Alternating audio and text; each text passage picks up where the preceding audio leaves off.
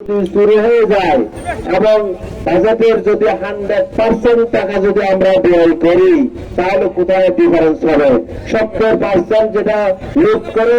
রাজনীতিবিদরা অতীতের সরকার গুলা যেভাবে নিয়ে গেছে সেই টাকা যদি আমরা জনগণের জন্য খরচ করি তাহলে মানুষের স্যালারি বাড়বে, ডাবল হয়ে যাবে, মানুষের দৈনিক ইনকাম বাড়বে, আমাদের এই যে রাস্তাঘাট যোগাযোগ জলাবদ্ধতা ইত্যাদি নিরসন হবে, প্রতিটি ওয়ার্ডে ওয়ার্ডে সরকারিভাবে স্বাস্থ্য কমপ্লেক্স হবে, সরকারি শিক্ষা প্রতিষ্ঠানগুলো উন্নতি হবে, অবকাঠামোগত উন্নত হবে